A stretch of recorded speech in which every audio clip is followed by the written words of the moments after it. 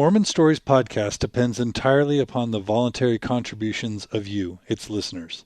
To keep Mormon Stories alive, please consider donating today at mormonstories.org. To make a contribution to Mormon Stories, just click on the Make a Donation button at the top right of the mormonstories.org website. Also, please help us promote Mormon Stories via dig.com and sustained.org.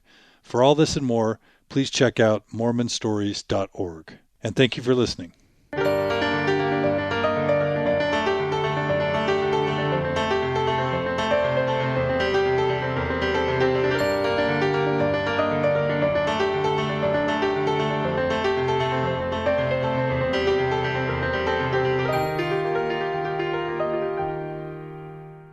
In my estimation, Dr. Richard Bushman is one of the single most important figures in both 20th and 21st century Mormonism. Born and raised a member of the LDS Church, attended Harvard for both his undergraduate and graduate degrees, culminating in a PhD in history. Struggled with his own faith while attending Harvard, worked through these struggles to eventually become not only the world's foremost scholar on Joseph Smith in the early years of the LDS Church, but also a faithful, devout, believing member, father of 6, who has served as bishop, stake president, and now patriarch for the LDS Church. There isn't an anti-Mormon alive who can claim to know more than Dr. Bushman about Joseph Smith, warts and all. And yet Brother Bushman still chooses to believe that Joseph Smith was an inspired prophet of God. In this multi-part series, we will discuss with Richard Bushman at length his experiences as a Mormon scholar, and we will attempt to delve deeply into each of the toughest issues surrounding Joseph Smith and the founding of the LDS Church, including the first vision story, treasure digging, peepstones, polygamy, masonry, and all the rest. In part 1 of this series, Dr. Bushman discusses his early years, his career as a Mormon historian, including his interactions with both Leonard Arrington and Sunstone and Dialogue magazines, and his perspectives on the role of history, thought, and candid dialogue within the modern LDS Church. Your story, today on Mormon Stories.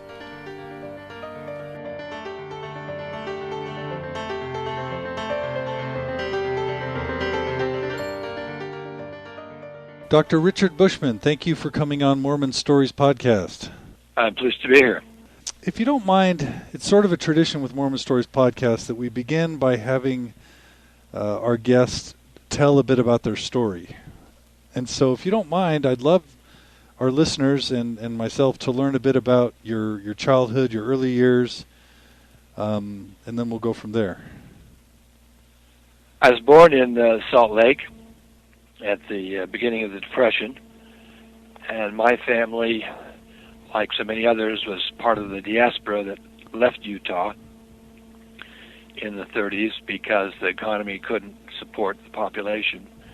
And instead of ending up in California, like my wife's parents, we ended up in Portland, Oregon.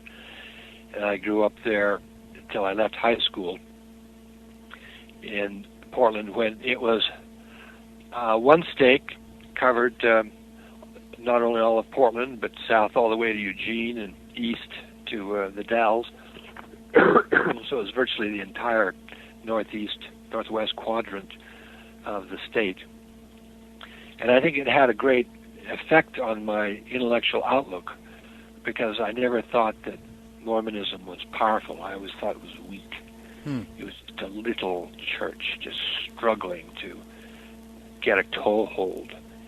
And so I did, in those years when people try to break free of something and establish their own identity, Mormonism wasn't strong enough to become a worthy opponent for me. My parents were both faithful in the church. My dad was in the bishopric, and we were pretty much a faithful family. But I never felt any need to rebel. Where I rebelled was when I got to Harvard as an undergraduate in 1949, and my tutor there in my sophomore year, a very distinguished scholar, informed me in a gentle and kindly way that lots of people around there thought of Mormonism as garbage. Hmm. And my first response was indignation. And it was that massive Eastern academic culture that seemed to me to be the dominant force. And if there was any rebellion in my heart, it was directed against that rather than against the Latter-day Saint Church. Right. So almost offensive. Pardon? Defensive? Yeah. Yeah, I guess so. I didn't want them beating up on my family. I knew they were good people, and to say that they were foolish for believing such garbage was very offensive. I thought it was a very coarse comment for a Harvard faculty member to make. So how'd you respond to it? I didn't fight him at the moment. I just sort of took it, soaked it up. And I've told the story 100 times. I didn't realize how much the incident meant until late in life. I began relating it as a characteristic event in my early maturation. So he said this during class, in a classroom setting? No, this was a private tutorial, just him and me sitting together and talking about books. So afterwards, how did you respond in your own private time? Personally? Well, I was enthusiastic about the church, and the Harvard kids there would get together every Sunday, and we would talk about anything we wanted to. We were great speculators. A number of really interesting people were there.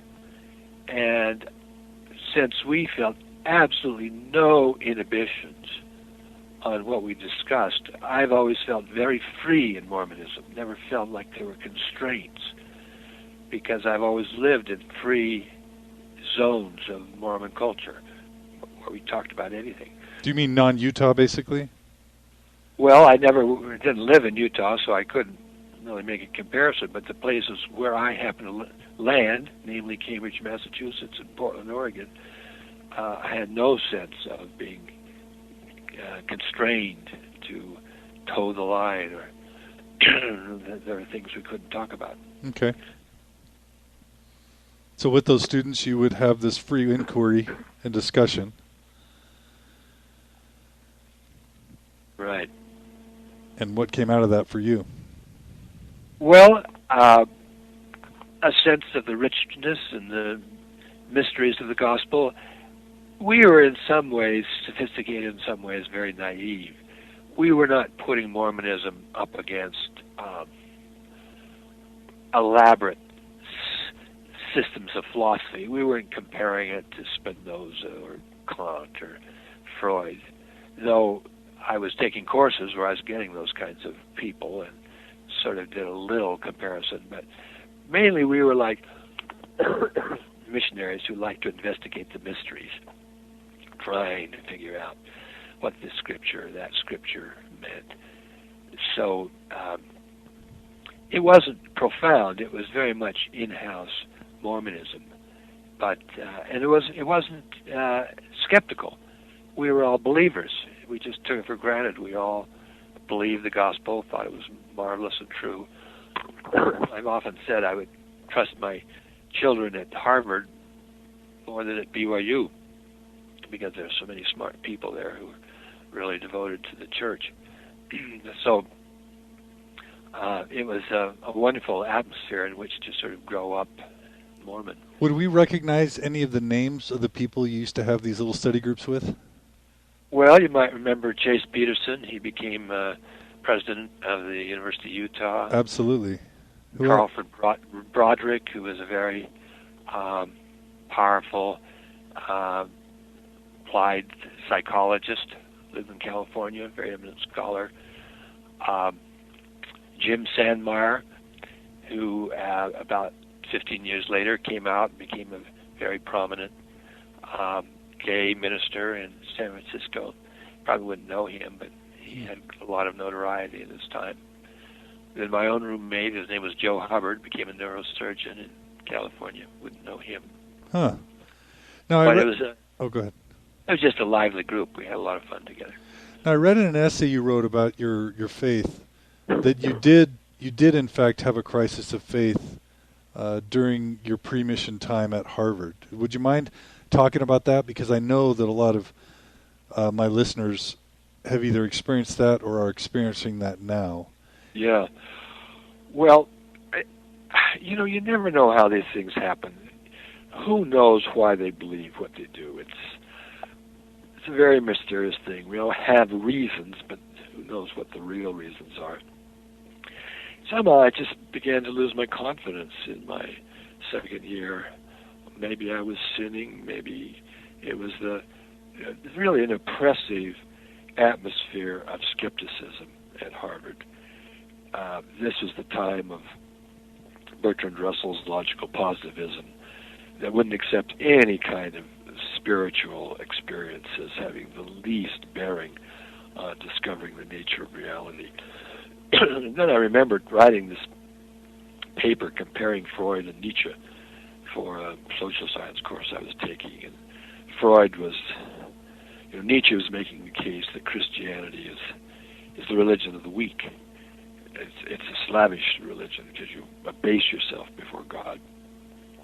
It was just a series of those things floating around that sort of undermined my faith. I don't know how much my faith was really undermined. I did go on a mission, but I couldn't say when I went on my mission that I knew the gospel was true. I was sort of in this limbo of uncertainty about everything. And I thought it was interesting you wrote in your book that when you were struggling, for you, it was never a question of some historical fact with Joseph Smith or some Mormon doctrine. It was either God or nothing. Yep, that was the issue. Because that's the issue at Harvard. No one was talking about history of the church there or all that kind of stuff that riles up young people at BYU. It really was the whole question of faith at all. So I think that in a way I'm out of step with lots of young people in the church who worry about the mistakes church leaders make, or they worry about the fact that Joseph Smith worked with the seer stone. That all seemed sort of details for me. The big issue was any divinity in the universe at all. And so how did you become a believer again, or refind your believingness? Well, I probably never recovered at all. I'm not someone who has a simple faith that just everything is absolutely true beyond any doubt.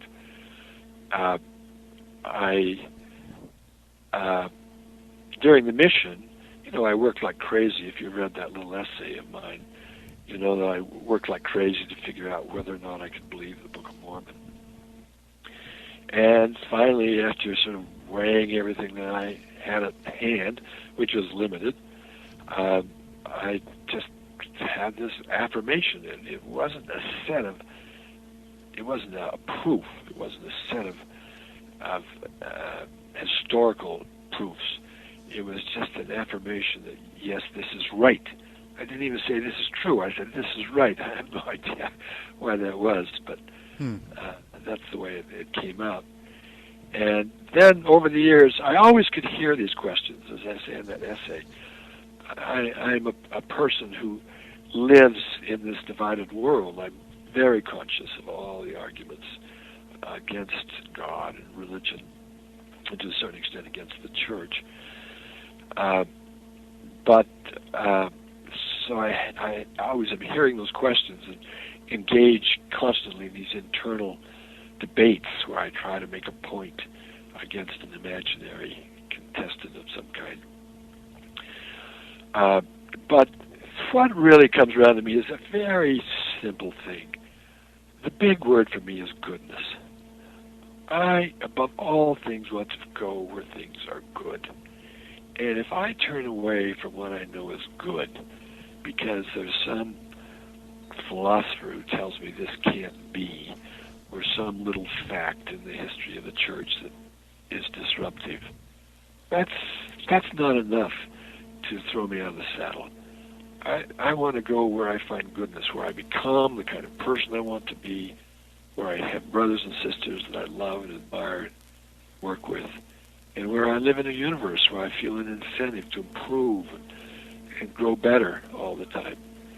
And I just get that over and over in the church. I can't possibly turn away. It's more like the planting a seed image of the testimony in the element 32. The seed is good. I can't deny that. So I stick with it. Now, I just have to ask you a bit about that, because I like to characterize my faith in a similar way. And I know that there's a lot of people out there who would want to be able to say that good is the criteria is enough. I know that there are a lot of anti-Mormons who are angry at the church, who basically say there is no good in the church and the leaders are all dumb and the history's all fraudulent. I think that's hogwash. But there's also another strain of people who say the church doesn't allow goodness to be the measure necessarily. The measure is absolute truth relative to other religions, faiths, texts, prophets, etc. In other words, to sort of throw your cards in with the Mormon church, there's a perception that you have to then say that all other churches are false, all other churches are an abomination, all other scriptural texts are inadequate, and this small population of less than 1/2 of the world's population is God's one and only true chosen people. There's sort of a pressure to say it's got to be all that or nothing. Well, how do you help someone see that maybe there is a middle way? Yeah. Well, I don't hear much of that in the church anymore. I don't hear the word abomination. It may be just the places I happen to live, the people I know. I think as a church we're sort of lightening up on that. I don't hear that as much in general conference. There is a kind of a bogeyman view of the church that haunts people, where it really is a fanatical organization, and we think that is the church as in its essence, but I don't think so. I think the church is much more complicated. Some people feel that way. But I would say this: there is a paradox here. To be zealous and striving and eager about anything that you're involved in, you have to believe in it. You have to believe it really is good, that people will benefit from it. And that's true for whether you're trying to teach people to drink clean water in Africa, or trying to teach Harlem kids they got to do their schoolwork and get an education, or whatever. You have to really believe it's going to make a difference. And for Mormonism to be an energetic and effective organization, it has to have that kind of zeal that does come out with languages like the only true church, or this is God's way, and so on. But there are also scriptures in Mormonism, which, as you well know, are prominent and easily found, that says the Spirit of Christ is given to every person, that God reveals to every person in their language what is good for them, what is truth for them, as if, the Heavenly Father is watching over His children in every little corner of the earth, testifying to them as was good, leading them along, sending them prophets of a kind. So I think we just have to live with that fact that we're both universalistic, allowing God's Spirit to reign over the whole earth and bless all people everywhere, and particularistic, that ours is the true and good way. And if you're uncomfortable with that, you're going to be uncomfortable in Mormonism, because that's just the way we think. We got both poles in our minds at once.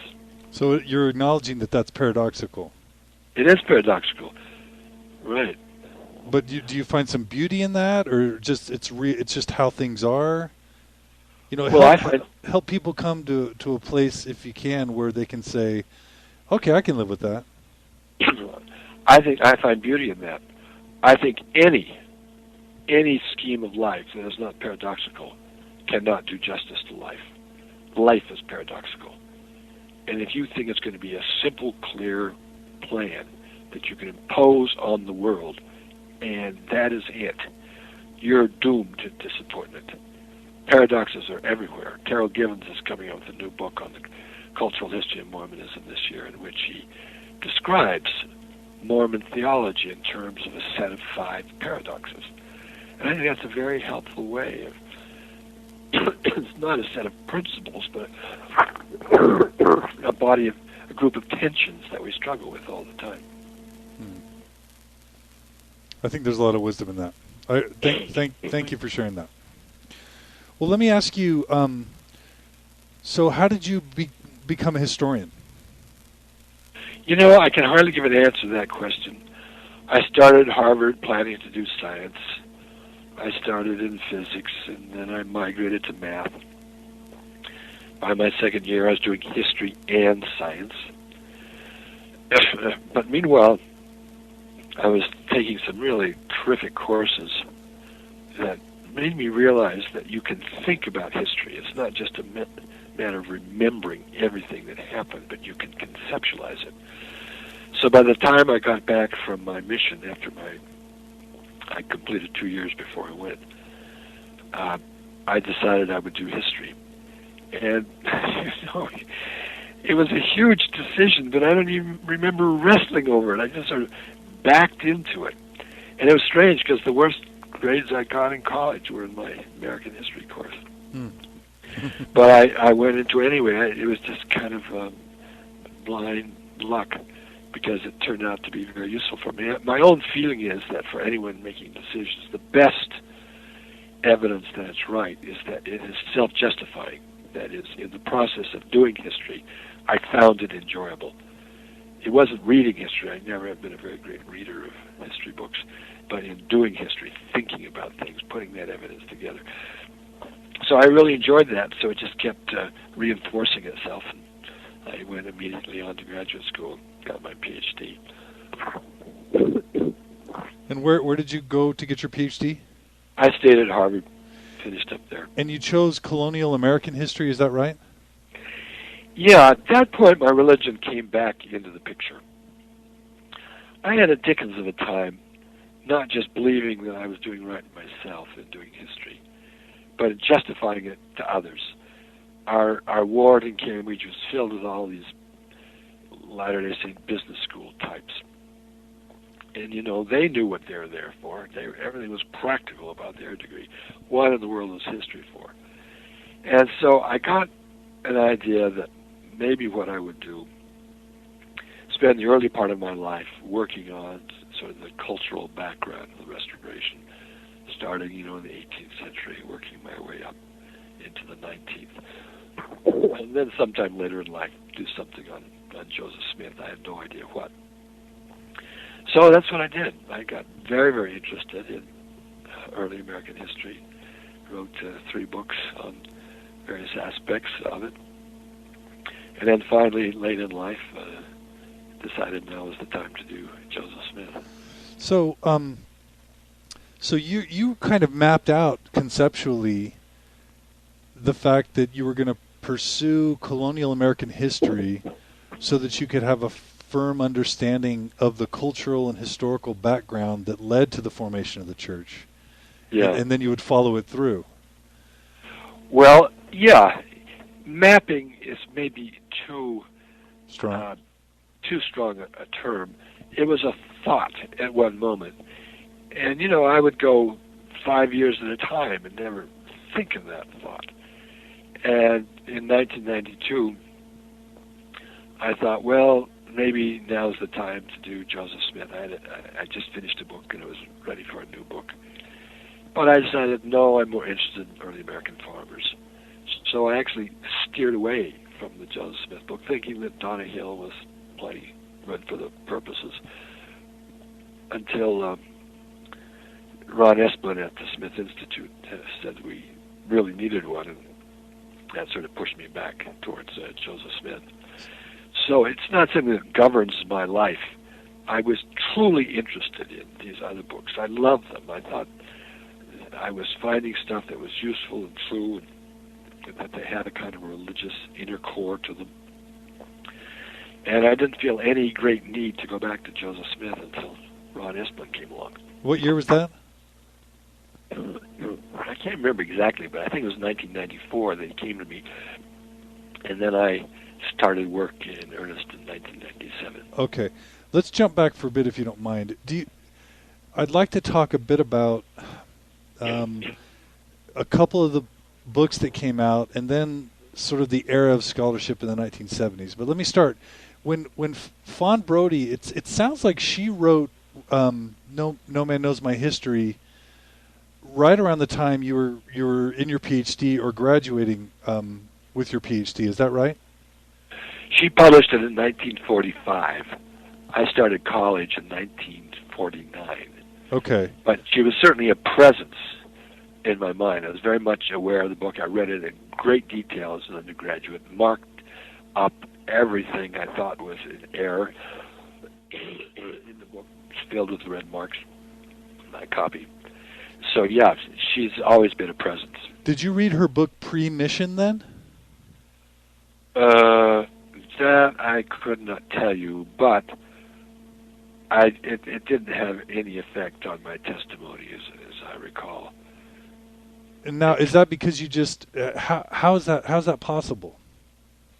Like, well, what I mean is it because you just discredited her as sort of anti-Mormon, and so you could just throw away the things she was writing, or were you just so familiar with all the history that she was able to pull together that it was no news?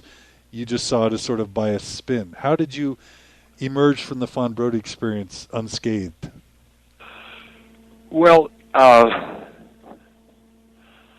think Fawn Brodie's great virtue is she is a colorful writer, but that undermines her authenticity as a historian.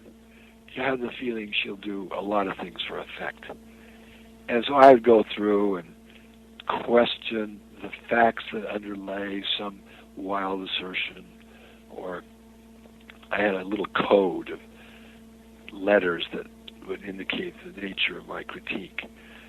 So that, I wasn't like you. I never had this idealized picture of Joseph, and then she's just a smack in the face.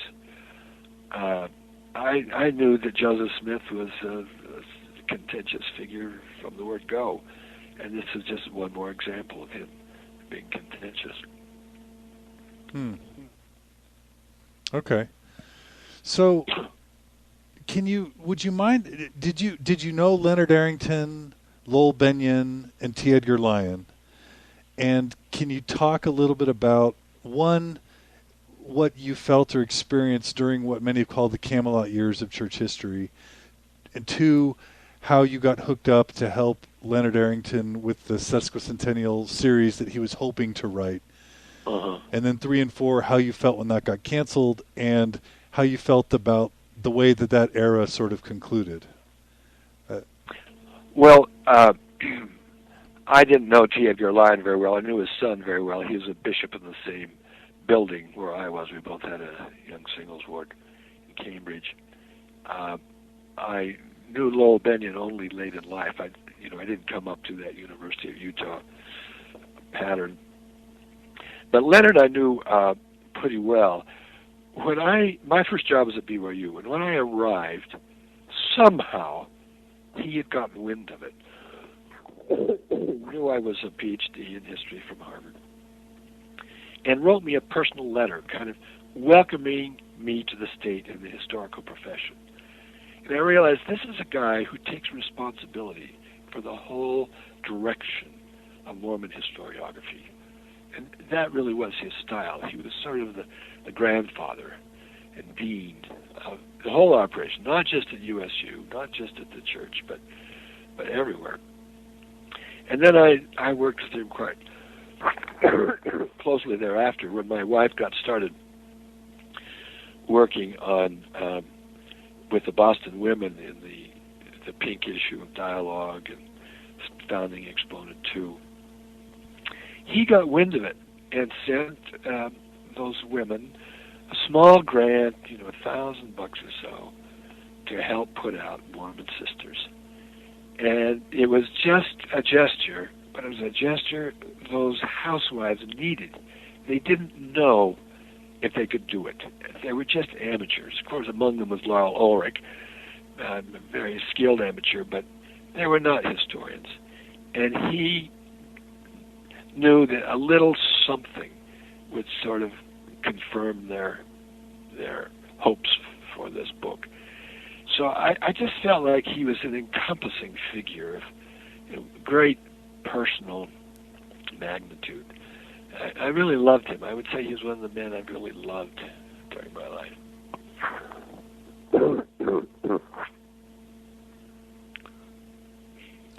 And so, what year was it that he gave this grant to your wife and the other women who were writing for Dialogue? You've got me, but it'd be in the 70s. Somewhere in the 70s. So he was a church employee. By that time, he was at the church office building. And so here was the head of the church history department providing a grant for an upcoming Dialogue edition. Is that right? Well, it was really to produce this set of essays that became Mormon Sisters, which is a book of essays on 19th century Mormon women. Okay. Still in print. And then about that time, he asked me to write the first volume of the projected 16-volume history of the church. The interesting thing was, years ago, before that time, I'd written him a letter telling him I thought now was the time to repeat B.H. Roberts' work in 1930, the centennial history of the church. And he took up on that idea and really ran with it, asked me to do the first volume, which I was quite willing to do. He actually approached me about coming west, and my scholarship on the American Revolution at that time was bogged down, and I very seriously considered for a time moving west. Figuring I just couldn't get out of the conundrums that were paralyzing me in my other work, but I didn't. But I did write that history. And the interesting thing is, the first volume, which was Milt Bachman's The Heavens Resound, had gone through the committee. It's been read by everybody who had to read it, and they were rolling along. Then came along my volume, The Beginnings of Mormonism, and after it was cleared by Leonard and all of his group, then it went up to some unknown group of general authorities to read. Never got a word back concerning it. But one day, Leonard and I happened to be in Salt Lake, and we were called in. I think this guy's name was Lowell Durham. I think he was the head of the Deseret book then. And the news was delivered that they were canceling the series. They'd given big advances to all the authors, so they were into it financially in a big way, but they canceled the series. And Leonard was dumbfounded and horrified. And it was really a terrible blow to him. I actually didn't mind it, because I felt this series was not going to work. The problem is that it comes out as an official church history. Then they have to read everything. They have to take responsibility for everything that's written. And they would be constantly trying to censor what I'd said. They couldn't just let me write whatever I wanted, because who knows what I or someone else would write. So I felt like, all things considered, it was better for the authors to work independently. But Leonard didn't see it that way. He was really set back a long way. And just a lot of our listeners will have no idea what we're talking about. So basically, the idea was 150 years of church history, do a book for every 10 years or so, and have sort of the scholar for that time period write that part of the book. Is that right? Well, close to that. It wasn't every decade. It was, there would be a book on the Western migration. There'd be a book on the church in Europe, and a book on the church in the South Pacific, and a book on New York, and one on Kirtland, and one on Missouri, and one on Nauvoo. So it just divvied it up in a fairly conventional way, the way we think of church history. Tom Alexander's Mormonism and Transition was one of the books, And 1890 to 1920. And I know one of my professors at BYU, Lamont Tullis, had been asked to do the Latin America book, right? Yeah. So what you're sort of saying is that the church shouldn't get in the history business. Well, I think they get into all sorts of conflicts because they're endorsing it. I think they themselves, I'm basing this on conversations with individual general authorities, wish there was some middle sphere where church historians could write their work, take chances, explore this or that, and the church wouldn't be held responsible for it. But it's very hard to get that distance. If you're a Deseret book, there are just going to be loads of Mormons saying, well, if it's a Deseret book, it must be the church's view. Even BYU has a certain it has a certain imprimatur to it. So it's a bit of a problem for the church. Because as I understand it, they started by saying we're getting our clock cleaned by secular historians. We have to get in the game here. And right. that was the intellectual impetus to calling Leonard Arrington to be church historian, right? That's right. Right. But you're saying, and it sounds like the lesson learned from that whole era was that the church needs to stay out of the history business and leave it to the historians. Yeah, I think you could say that as a lesson learned. Whether it can be learned permanently is another question. Because there's always a great desire to create a history that will really speak for the church, because we value our history. It's part of our doctrine almost. So the problem is, can you write a history that'll have any validity to a general audience that also tells the church story straight? So we're trying again with Mountain Meadows. We're trying again with the Joseph Smith papers, and so there's a bit of a pendulum going on. Yeah, I think that's right. That you go to a certain point, then you realize we've gone too far, and it swings back, and there we go. So how did you feel about the way Leonard Arrington's time concluded? And I've read Adventures of a Church Historian, and it paints this picture, this really sad picture at the end, that even though he was called as church historian in General Conference, when they released him quietly, and that now somewhere in church headquarters there's a mural of every church historian, but his mural isn't there. And it just gives you the sense that here was this wonderful man that I loved through text, you loved through personal experience, that just wasn't treated in a loving way, in the way that things were ended. I know that that's a oversimplified view. And when I talked to Hugh Midgley, he basically claims that Lavina Fielding Anderson wrote Leonard Arrington's autobiography, and that that wasn't what Leonard Arrington would have wanted us to believe at all. Can you help fill in the pieces there for someone like me who's feeling sad for the way that ended? I don't think I can fill in any pieces. I wasn't close enough to know what was going on. My view comes almost directly out of Leonard's autobiographical writings. I know it was a terrible disappointment to him, and I suppose it could have been handled more gracefully, and I feel very sad that he was wounded by the whole experience. But in the long run, I don't think it's going to detract from his actual achievement, because a lot of fabulous work came out of that period and out of his own mind. So I see that as kind of receding as a significant event. So some would look at the anti-Mormonism, especially on the internet, that exists today, and say that they have Leonard Arrington to thank for it, because he was given access to church archives. All these cans of worms got opened up, and that has become the fodder for, Michael Quinn came out of that, and a lot of the writings that probably Grant Palmer's entire book came, a big chunk of that, out of what was unleashed during that 10 years. What if someone were to say that whole era was just one big mistake, that the church will be forever damaged by all the stuff that came out of that period? I'm sorry if it sounds dramatic, but I sometimes wonder that. In other words, go ahead. Sorry. I think that until you get down to the bedrock of the source material and what's there, you never are safe. You've got to base everything you write on what's there in the sources.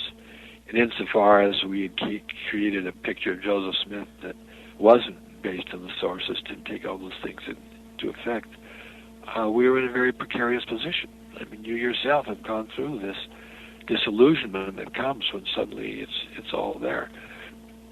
So it's painful, and there are people who think we're giving comfort to the enemy by turning out all this stuff, but we'll never be secure until we can go out and talk about the sources and what's really in the historical record alongside all the critics of the church. Okay. And I think your book is Rough Stone Rolling is a demonstration of that belief that ultimately truth will prevail, and goodness will prevail, and while we need to be sensitive, we don't have to fear the facts. Is that right? That's right. That's right. So, real quick, before we jump into Rough Stone Rolling, I just have one more series of questions. Dialogue was started in the late 60s, and then Sunstone sometime in the mid-70s. And a lot of people who just aren't plugged into the whole deal would be shocked to know that you yourself have presented at Sunstone symposiums. You've probably written articles for Sunstone and Dialogue. And there was a time where, Sunstone and Dialogue probably didn't have the reputation that it has now, the negative reputation. And I would just love for you to talk about, because there's your perspective is so important. Here's a guy who knows all the facts, and he's willing to talk about them openly, but he's also a believer. There's no one who could claim that you don't know Nietzsche, you don't know Kant, you don't know Peepstones, and at the same time, there's no one that could argue that you're a believer. Well, role models like this seem to be in abundance in the 50s, 60s, and 70s, and even 80s. We had Lowell Bennion, we had T. Edgar Lyon, we had Eugene England, we had, Leonard Arrington, and all the others, Chase Peterson. And it was Dialogue and Sunstone that seemed to be the fulcrums around which these personalities emerged. But now that Sunstone and Dialogue have been denounced and sort of given a bad reputation, and Sunstone more than Dialogue, where are these people today?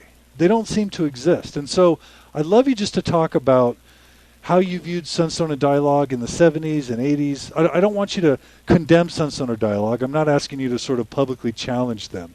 But any thoughts you could share on whether you think they did have a positive role, whether you think they may have served their purpose or even gone astray.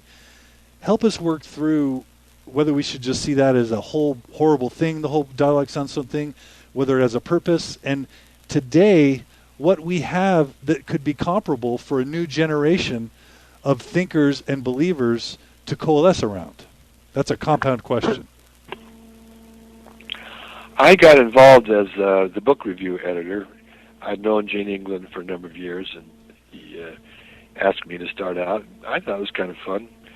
And this is for Dialogue. This is for Dialogue, right? For our listeners. For Dialogue, okay. Yeah. Okay. And I didn't see danger in it because, I came out of this Harvard environment where you just chatted up everything. You didn't worry about dangerous ideas that might poison you. So I was warned quite vigorously by Robert Thomas, with whom I was working in the honors program at that time, to steer clear. It would be too much, and that my name would be stained by this association. The church leaders would never trust me again, and all this and that. But I have a kind of a blithe confidence that if you try to do what's right and just go into every situation with an open mind, that you come out all right. And so, I was willing to give it a try. And I like the idea that these journals have sparked a lot of thinking. It's like forums. I really like the fact that a lot of people are putting their minds to work on gospel subjects because they're so eager to prove the church in farms. And dialogue brings forth a similar kind of intellectual energy. So I feel pretty good about that. I am enough of an open-minded person to recognize I could be wrong, and that my confidence that we can talk about anything and talk about it openly may be naive, and that there are dangers down the road that I can't foresee. So when the church comes out and says, don't get involved in Sunstone, don't get involved in dialogue, I'm willing to say, all right, you may be right, and I go along with it. Though I have been involved in modest ways here and there. So this is one where I'm willing to put the judgment on the shelf and just let it go. Your larger question, though, is do we need those kind of journals to bring forth our best intellectuals? And I just think you can't repress Mormon intellectuality. There is so much energy that's sort of captured in our Mormon faith that anyone who has intellectual inclinations at all is just going to think about things and talk about them. I think the blogs are an example of how their people spend hours each day just chattering about Mormon subjects. And though I think a lot of that's a waste of time, I think there are some very serious Mormon intellectuals coming along at Notre Dame, at Harvard, at Duke. We're having a conference for graduate students in religious studies at Yale next month. A lot of very thinky, good people there who are trying to figure out what their Mormonism means in these days. So maybe we don't have a roster of giants that we can turn to, but I'm never one with those who think we've lost, the great generation is now behind us, and we have to content ourselves with the pygmies. There's some very powerful people coming up, and I'd like to find ways to get them together and get them thinking. This summer seminar that Carol Gibbons and I run has brought together over 50 young Latter-day Saints, really potent people, very active, very effective. So I hope we can keep assembling them one way or another. So are these PhDs then that you're bringing together? They're usually graduate students, even some advanced undergraduates. We find some. Probably the smartest guy in the church is a guy named Jared Hickman, who came as an undergraduate from Bowdoin. His undergraduate honors essay would just knock your socks off. It could be a book, probably will be a book. He's at Harvard now, doing marvelous work. What's the name again? Jared Hickman. Jared Hickman, and he's going to be historian. He's in literature. Okay. But you know, people who do literature also do a kind of history too. Okay. So there are a lot of these powerful people around. So new societies like Sunstone will emerge, you're saying, and they'll probably go through a similar lifestyle. Well, they'll get their energy, they'll be formed, lots of great discussions will happen, and isn't there always the risk that they'll stray and maybe be denounced again, and they'll be, just like you talked about the church's tendency with history, the church's tendency with symposia to sort of be hot and cold to it? Yeah. Well, maybe, but with the people I know, I don't think so. I will confess a little impatience with Sunstone. I read through the list of sessions at their symposium, and I think, it just tires me out. All these people working out their problems with the church and, you know, chewing away at some issue that troubles them. I'm more of a positive person. I want us to start exploring the potentials of Mormonism. What are its depths and its heights, and where can it go? How can it help us to understand the world better? We should have an art critique that comes out of our Mormonism. That's what this new generation is going. They're not sort of fighting through their doubts. They're sort of exploring, trying to find out what the potentials are. So they could all go sour in time, and I guess there are people who worry about it, but not me. I like to let these guys roll. And if they get off into some heresies, that's not so bad. This program has been a production of Mormon Stories Podcast. To comment on this episode or to peruse the archives of past episodes, please visit us online at mormonstories.org. Also, please consider supporting Mormon Stories Podcast by making a contribution today, or by voting for this episode at dig.com and sustained.org. Thanks again for listening.